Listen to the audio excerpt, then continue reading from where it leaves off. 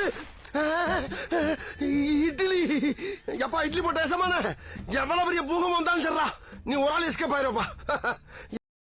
Welcome to ஐரக்ஷன் channel. எங்களோட videos உங்களுக்கு பிடிச்சிருந்ததுன்னா லைக் பண்ணுங்க, கமெண்ட் பண்ணுங்க, ஷேர் பண்ணுங்க, மறக்காம சப்ஸ்கிரைப் பண்ணுங்க. ஓகே, இப்போ என்ன வீடியோ பார்க்க போறோம்னா இந்த நீயா நான் ட்ரோல் வீடியோ தான் பார்க்க போறோம். பார்க்கலாமா? ஓகே.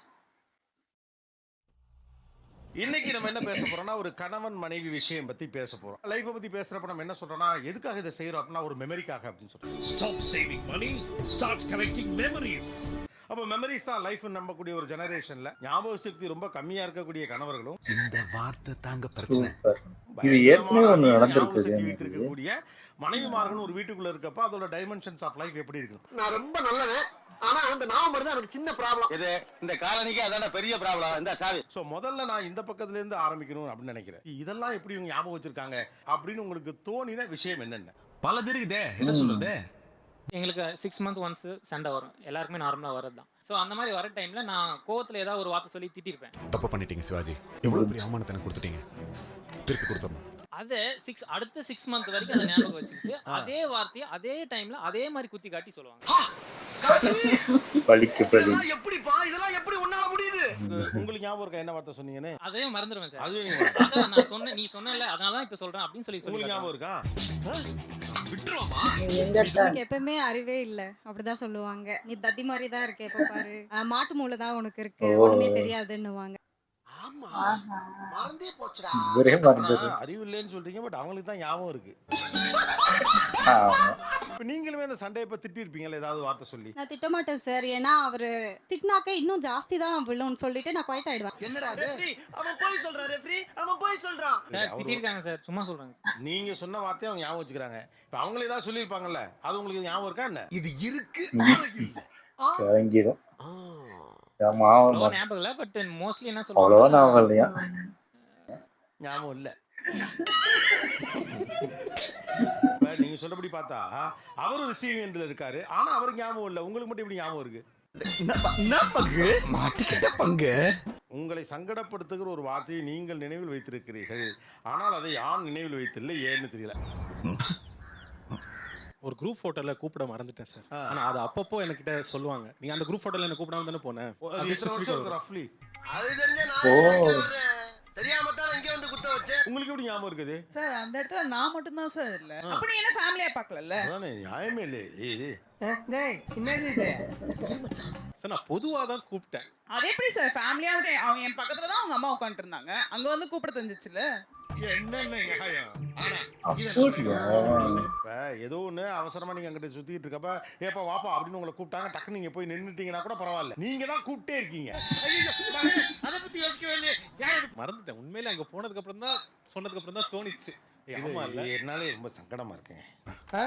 என்னது? ஏதோ தெரியாம பண்ணிட்டாரு, ஏதோ சரி சார், நான் அவசரத்துல ரோல் வந்துட்டு ரிவர்ஸ் பண்றேன்.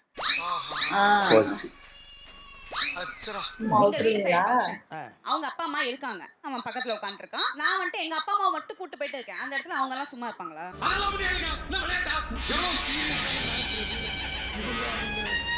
ரோல் ரிவர்ஸ் பண்ணதுனால அதை நான் கேட்குறேன். ஃபேமிலி ஃபோட்டோ எடுக்கிறீங்க உங்கள் அண்ணன் கல்யாணத்தில், இவர் அங்கிட்ட ஏதோ அவரோட ஃப்ரெண்ட்ஸோட பேசிட்டு இருக்காரு, நீங்கள் கவனிக்கல, அப்படியே ஃபோட்டோ எடுத்துட்டோம். இவர் என்ன பண்ணியிருப்பாருன்னு நினைக்கிறீங்க? நடந்திருப்பாரு. எங்கடா இருந்த? கூடவே தான் இருந்தேன். ஒண்ணும் பண்ணிக்க மாட்டேன், திருப்பி எனக்கும் வந்து எடுத்துக்கலாம் அப்படி. அவ்வளோதானே சொல்லியிருக்க போறாரு. ஒரு விஷயத்தை இவ்வளோ இஷ்யூ ஆக்கி வருஷம் ஞாபகம் வச்சிருக்கேன். முடியாது. நீ கல்லாட்டாடுங்க, நான் ஒத்துக்க மாட்டேன். நான் சாப்பிட்டேன். அப்படி இல்ல சார், இது வந்துட்டு ஒரு ஃபேமிலின்னு வரும்போது நீ என் ஃபேமிலி இல்ல அப்படின்னு ஒதுக்கி வைக்கிற மாதிரி இருக்குல்ல. அதுக்கு எதடா முடிச்சு போடுறீங்க? நீங்க உங்களுக்கு தான் எல்லாம் தெரியுமே. ஆக்சுவலா சொல்ல போனா ஏய் வெயிட் பண்ணுங்க நான் வரேன் அப்படின்ட்டு உரிமை எடுத்துட்டு போக வேண்டியது. அது நான் கேட்டேன் சார். இது மட்டும் குறைச்சமே இல்ல, குறைச்சமே. நீங்க உங்களை போட்டோக்கு கூப்பிடலன்னு சந்தேகப்படுறதுக்கு முன்னால ஃபேமிலியான்னு போட்டோ எடுத்துக்கிட்டு இருக்கோம், எய்தாப்புல உட்கார்ந்துருக்க, நீ என்ன நினைச்சிட்டு இருக்க? ஏப்பா அப்படியெல்லாம் ஒண்ணும் இல்லையே.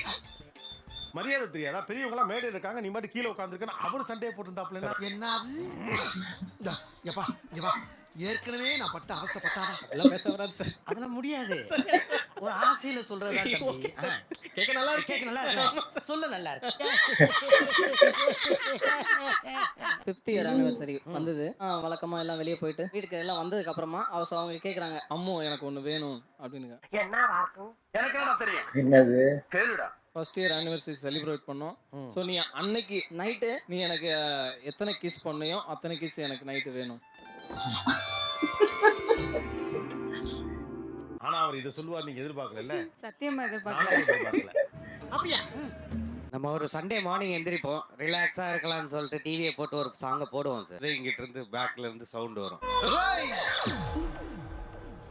இந்த மூவி நம்ம 2 பேரும் தான் ஒண்ணா போய் பார்த்தோம். எங்க பார்த்தோம், எப்ப பார்த்தோம்னு சொல்லுங்க. முடிஞ்சு போச்சு.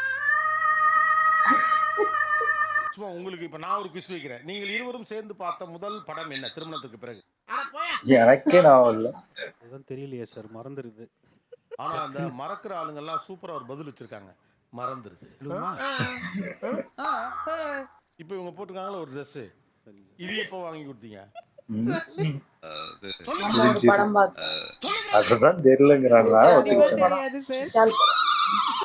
போட மாட்டோமா? கேட்டு ஒரு பொட்டிக்ல ஆர்டர் பண்ணி எடுத்தேன். ஓ ரிஜினா இருப்பாங்க அப்படின்னு சொன்னாங்க. ஓ அப்படியா விஷயம். ஒரு நிமிஷம். இப்போ உங்க 2 கலர் அனுப்பி ஒன்னு சூஸ் பண்ண சொன்னாங்க. சரியா? அதுல ஒன்னு இங்க இருக்கு, இன்னொன்னு என்ன?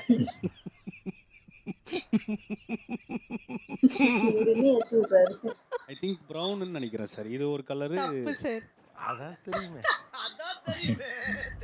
என்கேஜ்மெண்ட் ஆனதுல இருந்து வந்து பாத்தீங்கன்னா ஒரு 10 டைம்ஸ் மேல சொல்லிட்டாங்க ரெட் கலர் தான் எடுக்கணும்னு சொல்லிட்டு. நான் வந்து இது இருக்க பிஸியில உண்மையிலே மறந்துட்டேன். ஏண்டா இதெல்லாம் ஒரு குழப்பாடா? எங்க வீட்ல டிஃபால்ட்டா வந்து எல்லோ கலர் எடுத்துட்டாங்க. அந்த விஷயத்தை வந்து இன்னும் சொல்லிக்கிட்டே இருப்பாங்க. எத்தனை வருஷம் ஆச்சு கல்யாணம் ஆகி? 15 இயர்ஸ் ஆயிடுச்சு. அது எல்லோ அதனாலே திரும்ப திரும்ப சொல்றோம்னு கிடையாது. அது மட்டும் இல்ல, அந்த நாள் வந்து ரொம்ப நிறைய மெமரிஸ் உண்டு.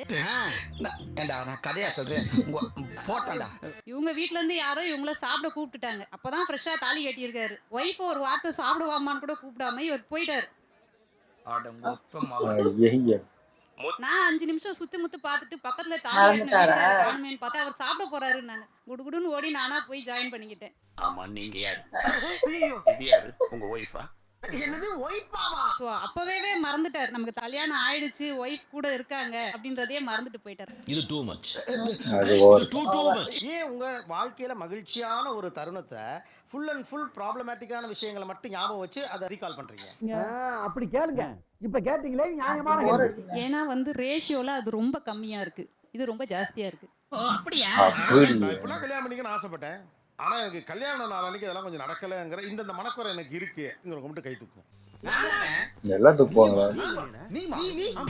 நீங்க பின்னால பார்க்கல, மெஜாரிட்டி கை தூக்கி இருக்காங்க. முழுக்க முழுக்க சூப்பர்பான ஃபீலிங்ஸ் மட்டும் இருந்த கல்யாணம் ஒண்ணு கிடையாது. பொல்லியா போடல. ஒரு நாள் வந்து நல்ல மழை, கேப் எதுவுமே கிடைக்கல. இவங்களுக்கு கால் பண்ணி சொல்றேன், நான் இங்க வெயிட் பண்ணிட்டு இருக்கேன், கொஞ்சம் நீங்க வரும்போது என்ன பிக்கப் பண்ணுங்க, எவ்வளவு நேரம் ஆனாலும் இந்த பஸ் ஸ்டாப்லயே உட்கார்ந்திருக்கேன். அப்புறம் என்ன ஆச்சு? வீட்டுக்கே போயிட்டு இருக்காங்க, நான் வெயிட் பண்ணுவேன் அப்படின்றதே வந்து அவங்களுக்கு இல்ல. உங்களை காப்பாற்ற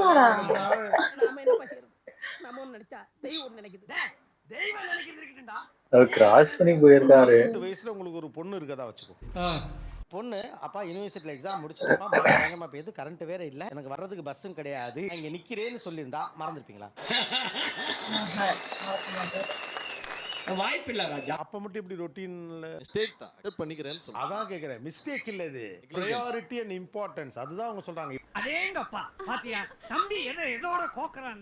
இப்போ அவங்க கேட்கறது எனக்கு ஏன் இந்த இம்பார்ட்டன்ஸை நீ கொடுக்கல, அப்படிதானமா? அக்செப்ட் பண்ணிக்கிறேன்னு சொல்ல வரேன் நான். நீங்க அக்செப்ட் பண்ணிக்கங்க, அக்செப்ட் பண்ணிக்காம போங்க. இப்படி சொன்னா அப்படி போயா.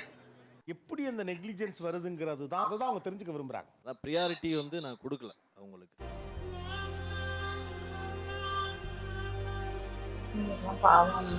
அப்படி எனக்கு ப்ரையாரிட்டி கொடுக்கலன்னா ஒரு பெண் என்ன செய்வா? இதை சொல்லி தான் காட்டுவா, வேற என்ன பண்ண முடியும்?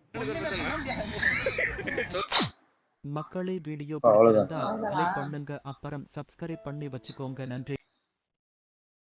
ஆனா இந்த அளவுக்கு மறதிலாம் எனக்குலாம் கிடையாது. இந்த கல்யாணம் ஆயிட்டு அப்படிலாம் நான் தனியா போய் தான் சாப்பிட்டது கிடையாது. நான் இப்போ கூட ஏதாவது ஹோட்டல்ல போய் சாப்பிட்னா கூட நான் சாப்பிடவே மாட்டேன். மேக்சிமம் ஒன்று உங்களுக்கும் வாங்கிட்டு வருவேன், அப்படி இல்லைன்னா சேர்ந்து தான் போகும் தவிர மேக்சிமம் நான் போய் தனியாக உட்காந்து இப்போ சாப்பிட்ணுன்னாலுமே இவங்க சாப்பிட்டாங்களாலும் கூடமே நான் ஹோட்டலில் போய் சாப்பிட மாட்டேன் மேக்சிமம். தனியா அனுப்பி சாப்பிடுன்னு சொன்னா கூட இல்ல வேண்டாம் அதாவது வச்சு அப்போ காலேஜ் படிக்கும்போது தனியாக இருந்தோம், ஃப்ரெண்ட்ஸாக இருந்தோம், அது ஓகே. இப்போ கல்யாணம் ஆயிடுச்சு, அது இப்போ தோண மாட்டேங்குது. இப்போ அப்படி ஆயிருச்சு. ஆனா மறதி எனக்கெல்லாம் பயங்கரமா மறதி வரும். மறதி இருக்கும் அதாவது தான். முன்னாடி நான் இப்போ யோசிச்சு பார்க்குறேன். முன்னாடிலாம் நான் அவ்வளோ சீக்கிரம் மறக்க மாட்டேன். இப்போ ஒரு தண்ணி சுடு தண்ணி வச்சதை கூட மறந்துடுறேன். மறந்துட்டு அது எப்போ நான் வருதுன்னா தூங்க போகும்போது நான் வருது. ஐயோ தண்ணி வச்சேன். பார்த்தா அது ஆஃப் பண்ணியிருப்பாங்க. பார்த்தா அதுவே தெரியாது. அப்போதான் எனக்கே நான் வருது. கிட்டத்தட்ட சாயந்தரம் வச்ச சுடு தண்ணி எனக்கு நைட்டு தூங்கும்போது தான் நான் வருது. அந்த அளவுக்கு நிறைய விஷயம் மறக்க ஆரம்பிச்சிருச்சு. எனக்கும் அந்த ஞாபகம் வருது நிறைய தான். ஏன் அப்படி இப்படி மறதி வருதுன்னு ஹஸ்பண்ட் இருக்கிறது அந்த எங்கேயாவது நிக்கிறாங்கன்னா அவங்கள விட்டுட்டு இப்படி மறந்து அந்த அளவுக்கு கிடையாது. இந்த மாதிரி இந்த கீயை வச்சுட்டு வருது, இந்த பர்ஸை அப்படியே வண்டியிலே வச்சுட்டு வந்துடுறது, ஃபோனை எங்கேயாவது போனோன்னா கடையிலே வச்சுட்டு வந்து சில டைம் நான் பேங்க்லேயே ஃபோனு ஏதோ செக் பண்ணுறதுக்கு கேட்டாங்க. கொடுத்துட்டு நான் பாட்டுக்கு வந்துட்டேன் வீட்டுக்கு. ஆமாம் எதையோ இப்போ வச்சுட்டு வந்துட்டேனே என்னது வச்சுட்டு தான் ஃபோனு. அதுக்கப்புறம் திரும்பி போய் அவங்ககிட்ட போய் வாங்கிட்டு வரேன் ஃபோனு கொடுத்ததே மறந்துடும். அந்த அளவுக்கு சண்டையுமே அப்பப்பைக்கு பேசி திட்டிக்கிறது தான். அது அப்பப்போ கோவத்துல வர்றது பேசுறது. பேசணுமா அப்படின்னு அதுக்குன்னு நமக்கே 6 மாசம் கழிச்சு 6 வருஷம் கழிச்சுலாம் நான் வச்சு பேசுறதுதான் ஓவர் தான். கஷ்டம் தான் கூடலாம்ப்பா. நல்லா இருந்துச்சு. ஓகே, எங்க வீடியோஸ் உங்களுக்கு பிடிச்சிருந்தா லைக் பண்ணுங்க, ஷேர் பண்ணுங்க, கமெண்ட் பண்ணுங்க, மறக்காம சப்ஸ்கிரைப் பண்ணுங்க. எல்லாருக்கும்